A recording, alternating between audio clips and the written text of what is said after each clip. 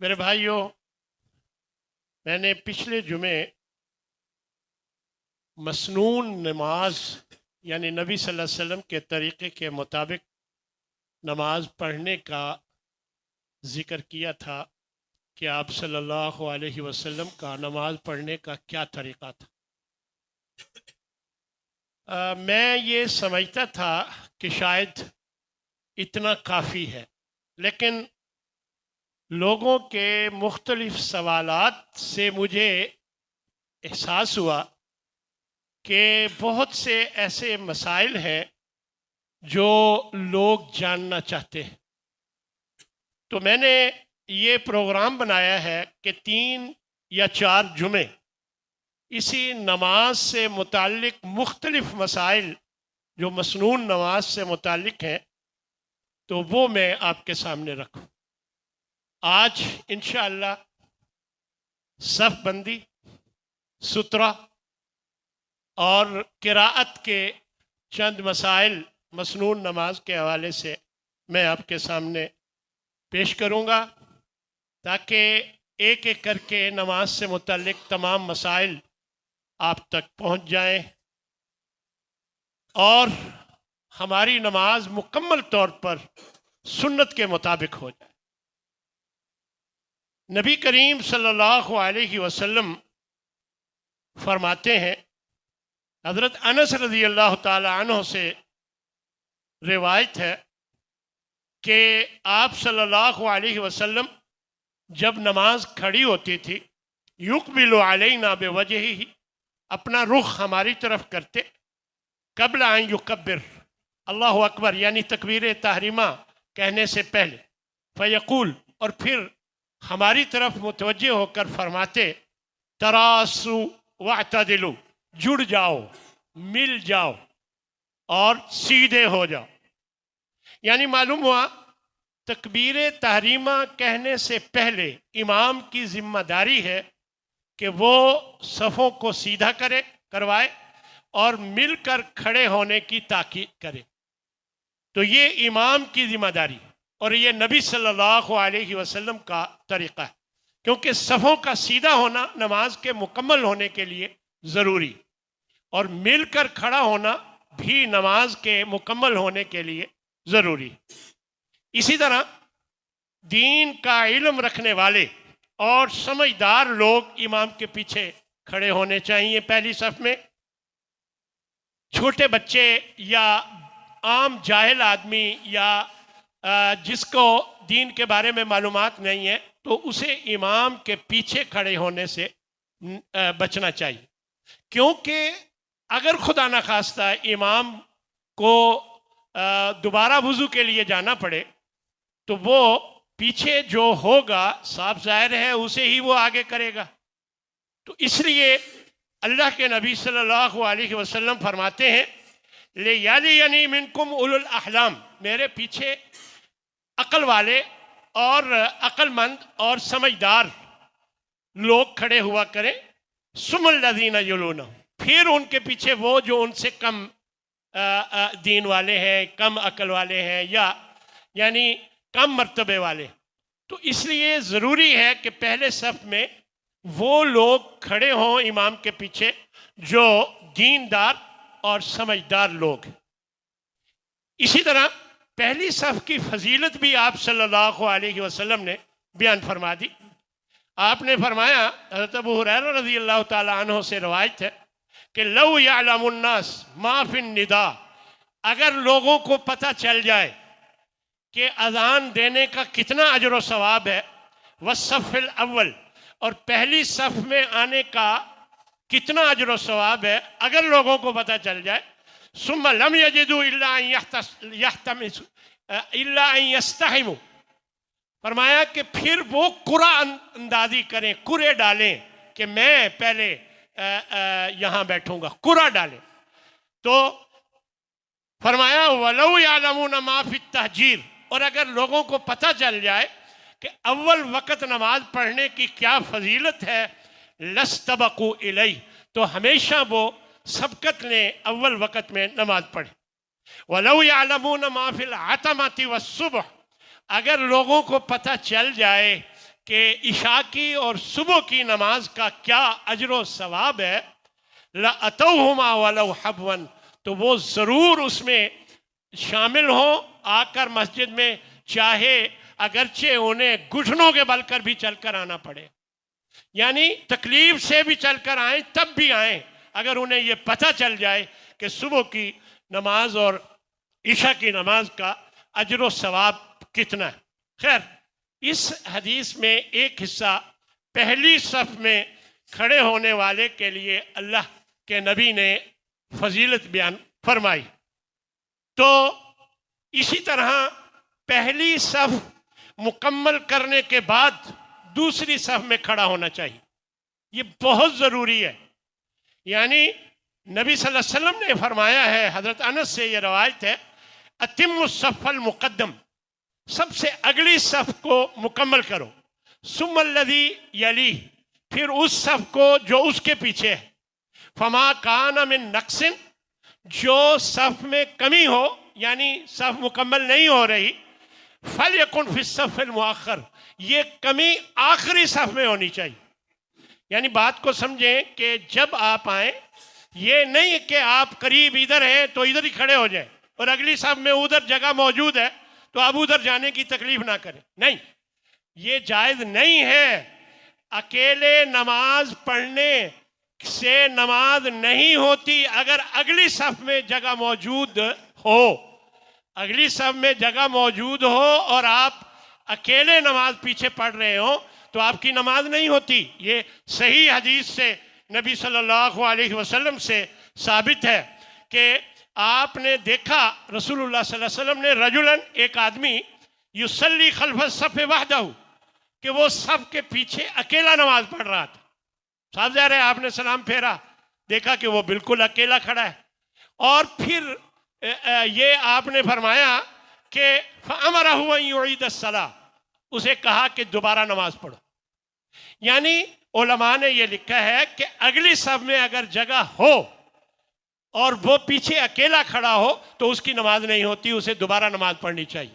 ہاں، یہ علماء نے بھی لکھا ہے کہ اگر اگلی صف میں کھڑا ہونے کی جگہ نہیں ہے اور پیچھے اگر کوئی اکیلا نماز پڑھ لے تو یہ اس میں کوئی حرج کی بات نہیں۔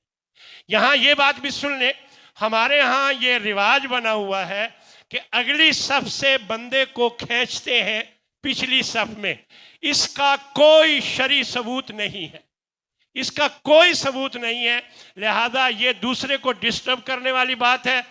ایک بندہ اگلی صف میں سب سے پہلے آیا، جب کوئی نہیں آیا تھا، وہ اگلی صف میں تھا، اور آپ اسے کھینچ کر پیچھے کر رہے ہیں، اس کے درجے اور مقام کو کم کر رہے ہیں، اس کے اجر و ثواب کو، یہ آپ کو اس کا حق نہیں ہے۔ پھر یہ ہے کہ ڈسٹربن ہوتی ہے، جب اس کو آپ پیچھے کریں گے سب وہ جگہ خالی ہو جائے گی، پھر سارے ہلیں گے اور ملیں گے، تو یہ طریقہ درست ہے ہی نہیں۔ لہذا اکیلے نماز پڑھ لیں اگر اگلی صف میں جگہ نہیں، اور اگر جگہ ہے تو پھر پیچھے نماز نہیں ہوتی۔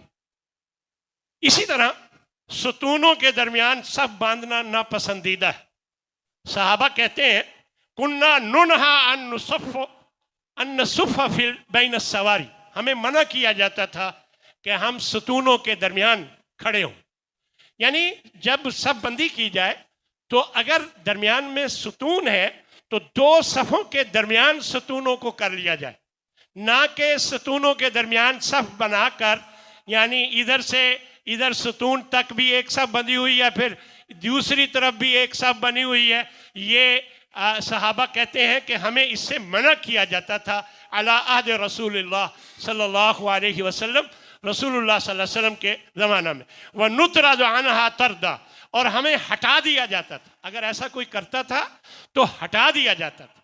لہذا اس طرح ستونوں کے درمیان میں صف بندی ناپسندیدہ ہے۔ بعض علماء نے کہا ہے کہ اگر اسے الگ صف کا درجہ دے دیا جائے کہ ایک صف یہ ہے، ایک صف وہ ہے، ایک صف یہ ہے، یعنی الگ صف کا درجہ، تو یہ ایک اپنی سمجھ کی بات ہے۔ تو میرا یہ خیال ہے کہ صف ٹوٹ جاتی ہے تو یہ درست نہیں ہے۔ اسی طرح ایک عورت تنہا پیچھے کھڑی ہو سکتی ہے، یعنی گھر میں نماز ہو رہی ہے، صاف ظاہر ہے گھر میں نماز نفل ہی ہوگی تو پیچھے ایک عورت تنہا کھڑی ہو سکتی ہے۔ حضرت انس بن مالک سے روایت ہے، قال صلیت انا و یتیم فی بیتنا خلف النبی، میں نبی صلی اللہ علیہ وسلم کے پیچھے گھر میں نماز پڑھ رہا تھا، میرے ساتھ ایک یتیم بچہ تھا، و خلف و امی ام سلیم خلفنا، میری ماں ام سلیم ہمارے پیچھے تھی، یعنی میں نبی صلی اللہ علیہ وسلم کے پیچھے، میرے ساتھ ایک یتیم بچہ، اور پھر ہم دونوں کے پیچھے ہماری والدہ ام سلیم ہوتی تھیں۔ تو اس کا مطلب ایک عورت پیچھے، آگے جگہ ہے لیکن پیچھے وہ ایک عورت الگ کھڑی ہو سکتی ہے۔ اسی طرح دو افراد کی جماعت میں مقتدی کو امام جو مقتدی جو ہوگا وہ امام کے دائیں طرف کھڑا ہوگا اور برابر کھڑا ہوگا۔ بعض لوگوں نے یہ کہا ہے کہ جی امام تھوڑا سا آگے اور مقتدی تھوڑا سا پیچھے، دو آدمی نماز پڑھ رہے تو امام تھوڑا سا آگے مقتدی تھوڑا سا پیچھے، یہ غلط بات ہے، اس کا کوئی ثبوت نہیں۔ دونوں کو برابر کھڑے ہونے کا حکم ہے، اور حضرت عبداللہ بن عباس رضی اللہ تعالی عنہ سے روایت ہے کہ میں آیا نبی صلی اللہ علیہ وسلم کے ساتھ بائیں طرف کھڑا ہو گیا، فجعلنی عن یمینہ، بخاری کی روایت، تو آپ نے مجھے گھما کر دائیں طرف کر دیا۔ ایک یہ روایت ہے، اور دوسری روایت یہ ہے کہ تیسرا آدمی جب آ جائے پھر کیا کرنا چاہیے، تو اس کے بارے میں حضرت جابر رضی اللہ تعالیٰ عنہ سے یہ روایت ہے کہ رسول اللہ صلی اللہ علیہ وسلم نماز میں کھڑے تھے، میں آیا اور میں آپ کے بائیں جانب کھڑا ہو گیا، پھر آپ نے مجھے دائیں طرف کر دیا، اور تھوڑی دیر کے بعد حضرت جبار بن صخر رضی اللہ تعالیٰ عنہ یہ آئے اور وہ بھی بائیں جانب آ کر کھڑے ہو گئے، ہم دونوں کے بائیں جانب آ کر کھڑے ہو گئے، تو آپ نے ہم دونوں کو پکڑ کر پیچھے کی طرف دھکیل دیا۔ یہاں سے معلوم ہوا دو آدمی نماز پڑھ رہے ہوں، تیسرا آدمی جب آئے تو اسے مقتدی کو پیچھے کر لینا چاہیے، اور مقتدی کے دونوں پیچھے ہو جائیں، امام آگے پہلے بھی کھڑا تھا آگے تو آگے ہو جائے گا، اگر پیچھے جگہ نہ ہو تو امام کو پھر آگے کر دیا جائے یا وہ امام خود آگے ہو جائے، تو یہ دونوں صورتیں جائز ہیں۔ اسی طرح امام اور مقتدی ان کے درمیان اگر کوئی چیز آڑ آ رہی ہے، مثلا دیکھیں یہ دیوار ہے، پیچھے بھی لوگ ہیں، تو اس میں کوئی حرج نہیں، اوپر بھی نمازی ہیں تو درمیان میں آڑ ہے تو اس میں کوئی حرج نہیں، یعنی نبی صلی اللہ علیہ وسلم کے دور میں ایسا، آپ صلی اللہ علیہ وسلم کی موجودگی میں ایسا ثابت ہے، لہذا اس طرح کوئی چیز بھی حائل ہو جائے تو اس میں کوئی حرج نہیں۔ اسی طرح بعض اوقات مسجد کا حال ہوتا ہے، اس کے آگے برآمدہ ہوتا ہے، پھر اس کے آگے سین ہوتا ہے، برآمدہ سین سے 6 انچ اونچا ہوتا ہے، اور جگہ کی کمی کی وجہ سے امام کا مصلی برآمدے میں، یعنی جو اونچی جگہ ہے وہ رکھ دیا جائے، یعنی وہ بلند جگہ پر ہو اور باقی نمازی ذرا نیچے ہوں، اس میں کوئی حرج کی بات نہیں ہے۔ یعنی بعض لوگ اس کا انکار کرتے ہیں کہ یہ ٹھیک نہیں ہے، لیکن اس میں کوئی حرج کی بات نہیں ہے۔ نبی صلی اللہ علیہ وسلم سے ثابت ہے کہ جب آپ کے لیے ممبر تیار کیا گیا تو ممبر پر آپ نے کھڑے ہو کر جماعت کروائی، پیچھے صحابہ تھے جو نیچے تھے اور آپ ممبر پر جماعت کروا رہے تھے، لہذا یہ یعنی امام کا اونچی جگہ پر کھڑا ہونا یہ جائز ہے۔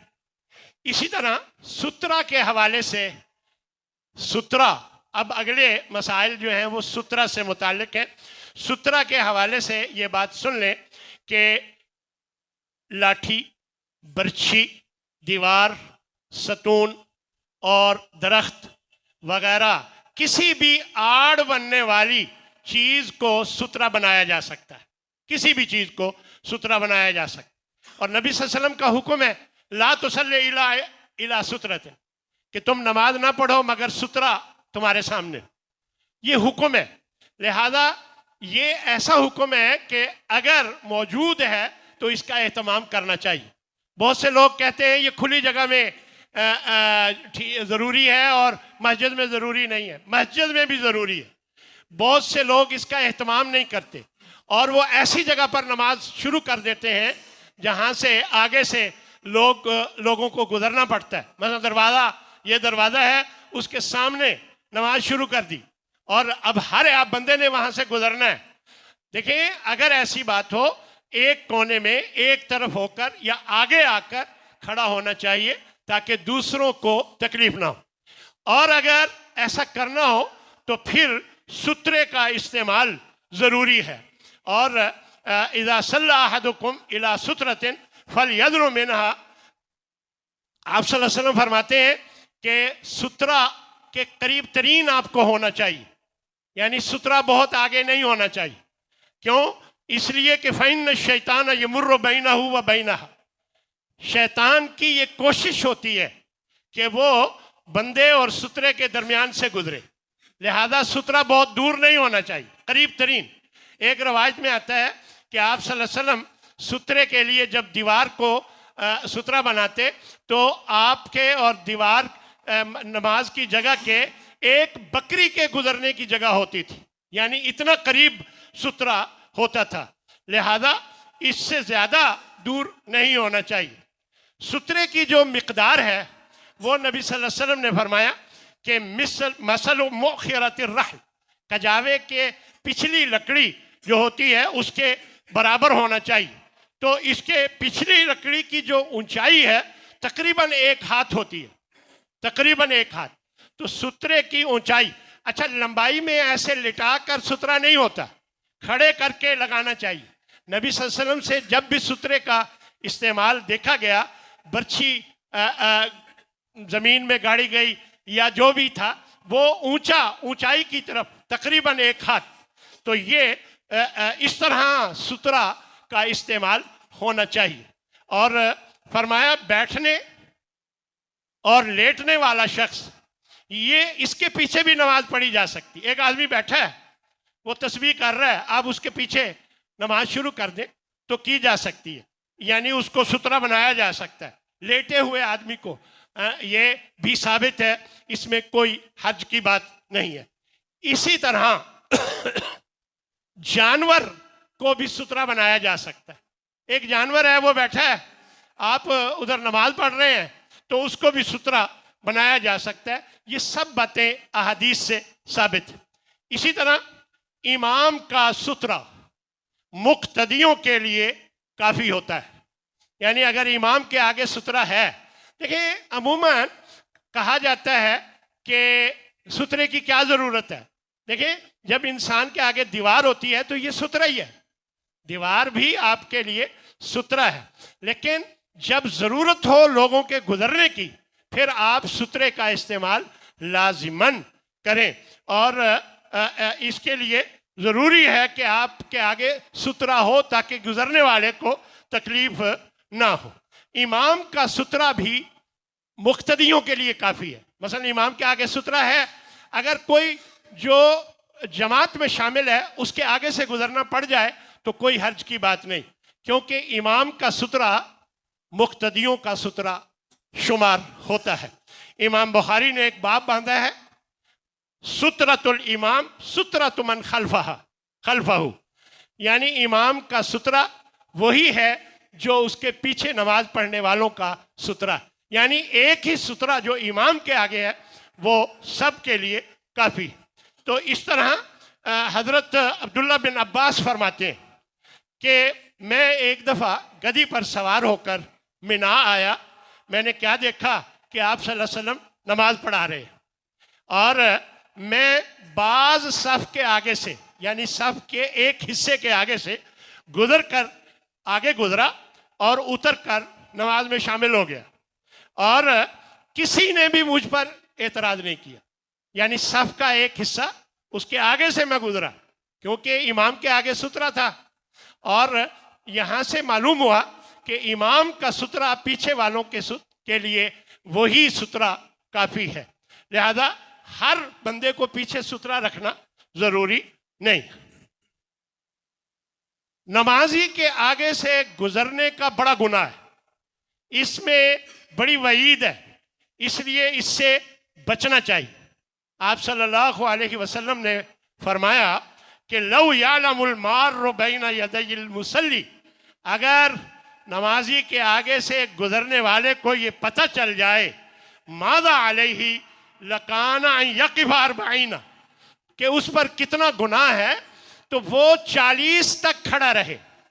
اب یہاں راوی بھول گیا کہ آپ صلی اللہ علیہ وسلم نے 40 سال فرمایا تھا یا 40 مہینے فرمایا تھا یا 40 دن فرمایا تھا۔ اب اس حد تک احتیاط کی گئی کہ یاد نہیں ہے کہ آپ نے کیا فرمایا، تو اس کو بتایا نہیں، یعنی یہ کہا کہ یہ مجھے یاد نہیں کہ آپ نے کیا فرمایا تھا، واضح کر دیا۔ اگر 40 دن بھی ہو تو یہ کوئی معمولی بات نہیں ہے کہ 40 دن کھڑا ہونا پڑے، یہ کوئی معمولی بات تھوڑی ہے۔ لہذا اس کا مطلب یہ ہے کہ اس کی بڑی وعید ہے، لہذا آگے سے گزرنا نہیں چاہیے۔ تو اس طرح کچھ اس کے علاوہ قراءت کے مسائل ہیں جو میں آپ کے سامنے رکھوں گا۔ دعائے استفتاح، یعنی وہ جسے ہمارے ہاں عموماً سبحانک اللہم، اور بعض لوگ جانتے ہیں کہ اللہم باعد بینی و بین خطایا، یہ دعا بھی نبی صلی اللہ علیہ وسلم نے سکھائی ہے، اس کو دعائے استفتاح کہا جاتا ہے۔ یہ اگر آپ لیٹ ہو جائیں، رہ جائے، تو بعد میں پڑھنی ضروری نہیں ہے، یہ بات یاد رکھیں۔ یہ اگر آپ آئے ہیں، موقع ہے، ابھی قرات شروع نہیں ہوئی، آپ دعائے استفتاح پڑھ لیں، کوئی بات نہیں، ٹھیک ہے، اچھی بات ہے۔ اگر اس کا موقع گزر گیا اور اب آپ کے ذمہ نہیں ہے، اچھا، پھر اس کے بعد جب آپ آخری رکعت پڑھتے ہیں، وہ جو رہی ہے، ایک رکعت کے بعد آپ آئے ہیں، تو پھر آپ سمجھیں کہ ضروری ہے، نہیں، کیونکہ اس کا موقع وہی ہے، وہ موقع گزر گیا تو اب اس کا پڑھنا ضروری نہیں ہے۔ اسی طرح پہلی رکعت میں تعوذ ضرور پڑھنا چاہیے، پہلی رکعت میں، یعنی جب آپ وَإِذَا قَرَأْتُ الْقُرْآنَ فَاسْتَعِذْ بِاللَّهِ، جب آپ قرات شروع کرنے لگے ہیں، سورہ فاتحہ پڑھنے لگے ہیں، تو اعوذ باللہ پڑھنا ضروری ہے۔ یہ دوسری رکعت میں اس کے بعد جو قرات ہوگی اس میں ضروری نہیں ہے، ایک دفعہ شروع میں پہلی رکعت میں پڑھنا ضروری ہے۔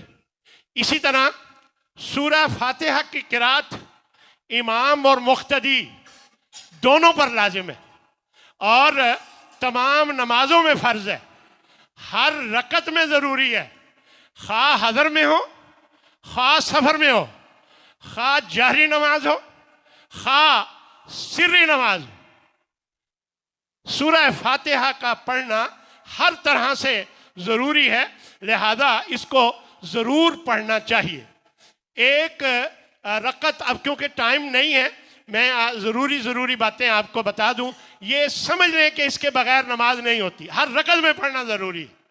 اور اسی طرح ایک سوال بھی میرے پاس اس بارے میں آیا ہے کہ فتاوی ابن تیمیہ میں انہوں نے لکھا ہے کہ جی مقتدی امام کی قرات سن رہا ہو تو نہ پڑھے۔ ایسی کوئی بات نہیں، جب اللہ کہتے ہیں آپ کی کیا رائے، میری رائے کی کیا حیثیت ہے؟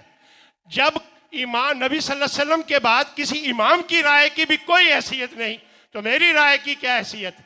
جب نبی صلی اللہ علیہ وسلم نے فرما دیا کہ سورہ فاتحہ کے علاوہ مت پڑھو، اس کا معنی سورہ فاتحہ پڑھنی ہے، کچھ اور نہیں پڑھنا، قرات کچھ اور چیز کی نہیں کرنی۔ اچھا، اسی طرح ایک رکعت میں ایک سے زیادہ صورتیں پڑھی جا سکتی ہیں، ایک رکعت میں سورت کا کچھ حصہ پڑھا جا سکتا ہے۔ اسی طرح قیام اللیل میں اگر صرف ایک آیت بار بار پڑھی جائے تو یہ بھی جائز ہے۔ حضرت ابو ذر رضی اللہ تعالیٰ عنہ فرماتے ہیں نبی صلی اللہ علیہ وسلم نے ایک دفعہ قیام کیا، حتیٰ اصبح بآیت، ایک آیت پر صبح ہو گئی، یعنی پوری قیام میں آپ نے ایک ہی آیت پڑھی۔ معلوم ہوا کہ اگر کوئی ایک ہی آیت، یہ نفلی نماز کی بات ہے، پڑھ لے، بار بار پڑھ لے تو اس میں کوئی حرج کی بات نہیں ہے۔ اسی طرح ایک سورت دونوں رکعات میں پڑھ لے تو بھی کوئی حرج کی بات نہیں۔ ایک صحابی فرماتے ہیں کہ آپ صلی اللہ علیہ وسلم نے دونوں رکعات میں سورۃ الزلزال پڑھی، پہلی رکعت میں بھی سورہ زلزال پڑھی، اگلی رکعت میں بھی سورہ زلزال پڑھی۔ آج کل ہم دیکھتے ہیں بہت سے لوگوں کو قرآن یاد نہیں ہوتا، وہ پہلی رکعت میں بھی قل ہو اللہ، دوسری رکعت میں بھی قل ہو اللہ. نماز میں کوئی کمی نہیں آئے گی، لیکن انہیں یاد کرنی چاہیے. نماز ہو جائے گی لیکن انہیں باقی صورتیں بھی یاد کرنی چاہیے.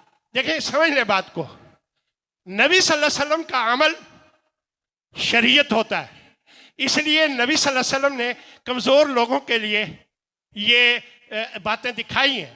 دیکھیں نا، ہجرت آپ میں حضرت عمر سے زیادہ جرأت تھی، لیکن حضرت عمر نے ظاہراً ہجرت کی اور آپ صلی اللہ علیہ وسلم نے خفیہ ہجرت کی. کیوں؟ کیا حضرت عمر آپ سے زیادہ جرأت تھے، جرأت والے تھے؟ ہرگز نہیں. دراصل آپ کا عمل شریعت ہے اور قیامت تک کے لیے ہے. تو آپ نے یہ کر کے دکھایا کہ اگر کوئی کمزور آدمی خفیہ ہجرت کرنا چاہے تو جائز ہے. اسی طرح آپ صلی اللہ علیہ وسلم نے یہ عمل کیا کہ ایک سورت پہلی رکعت میں بھی پڑھی، دوسری میں بھی. اگر کوئی اس طرح کا کمزور بندہ ہے تو اس طرح کوئی حرج کی بات نہیں. سورتوں کی قرات ترتیب سے کی جائے یہ بہتر ہے، ترتیب سے. لیکن اگر سورت آگے پیچھے ہو جائے تو اس میں کوئی حرج نہیں. اب وقت نہیں ہے، میں اتنا بتا دوں کہ آپ صلی اللہ علیہ وسلم نے قیام کیا نفل نماز میں اور سورہ بقرہ پڑھی، پھر سورہ نساء پڑھی، پھر سورہ آل عمران پڑھی. آل عمران پہلے ہے، نساء بعد میں ہے. آپ نے پہلے نساء پڑھی پھر آل عمران. معلوم ہوا اس میں کوئی حرج کی بات نہیں اگر آگے پیچھے ہو جائے. ایک رکعت میں کوئی حرج نہیں ہے، اگر دو مختلف رکعات ہیں تو آگے پیچھے ہو جائے تو کوئی حرج نہیں. مثلا میں نے سورہ قل ہو اللہ پڑھی پہلی رکعت میں، اب میرے لیے ضروری نہیں ہے کہ میں اب قل اعوذ برب الفلق پڑھوں اگلی رکعت میں. اگر میں تبت یدا پڑھ لوں جو اس سے پیچھے ہے تو اس میں کوئی حرج کی بات نہیں. اسی طرح قرآن مجید دیکھ کر نفل نماز میں جائز ہے، فرض نماز میں قرآن مجید سے دیکھ کر پڑھنے کا کہیں ثبوت نہیں ملتا. میں نے تراویحوں میں دیکھا ہے بہت سے لوگ موبائل لے کر قاری صاحب کا قرآن سن رہے ہوتے ہیں. میں نہیں سمجھتا کہ یہ درست عمل ہے. سننے کا حکم ہے، دیکھنے کا حکم نہیں ہے. ہاں، اگر کوئی سامع ہے جو قرآن کی قرات پر غلطی کو دیکھ رہا ہے تو چلے، اس کے لیے جائز ہے. لیکن آپ کی توجہ قرآن پر ہونی چاہیے پوری کی پوری، نہ کہ آپ موبائل لے کر اس کی توجہ پھر آگے پیچھے ہو جائے، پھر اس کو پیچھے کریں گے آگے کریں گے. یعنی یہ ساری بات درست یہی ہے کہ قرات غور سے سنی جائے. اسی طرح حضرت عائشہ رضی اللہ تعالیٰ عنہ کا مجھے اندازہ ہے، ایک دو باتیں اور پھر میں اپنی بات ختم کرتا ہوں. حضرت عائشہ رضی اللہ تعالیٰ عنہ کا ایک غلام تھا زکوان، وہ ان کی امامت کراتا تھا گھر میں نفل نماز، تو وہ قرآن سے دیکھ کر پڑھتے تھے. یعنی یہ بات حضرت عائشہ بیان فرماتی ہے. اسی طرح ظہر کی پہلی 2 رکعات میں سورہ فاتحہ اور صورتیں ملانا یہ ضروری ہے، اور آخری 2 رکعات میں صرف سورہ فاتحہ پڑھنا کافی ہے. لیکن اگر کوئی صورتیں آخری 2 رکعت میں بھی ملا لیتا ہے تو اس میں کوئی حرج کی بات نہیں. یہ بخاری مسلم کی بات ہے، روایت ہے کہ کانا یقرأ فی الظہر فی الاولین بأم الکتاب وسورتین، کہ آپ صلی اللہ علیہ وسلم ظہر کی پہلی 2 رکعت میں ام الکتاب سورہ فاتحہ اور 2 صورتیں پڑھتے، اور آخری 2 رکعتوں میں صرف ام الکتاب پڑھتے. اور لیکن ثابت ہے کہ آخری 2 رکعت میں بھی قرات سورہ فاتحہ کے بعد کی جا سکتی. اللہ مجھے اور آپ سب کو عمل کی توفیق عطا فرمائے. انشاءاللہ اب چھوٹے چھوٹے مسائل اسی طرح مختلف اس کے عنوان انشاءاللہ ان پر میں 2-1 جمعے گفتگو کروں گا. اللہ ہمیں عمل کی توفیق عطا فرمائے.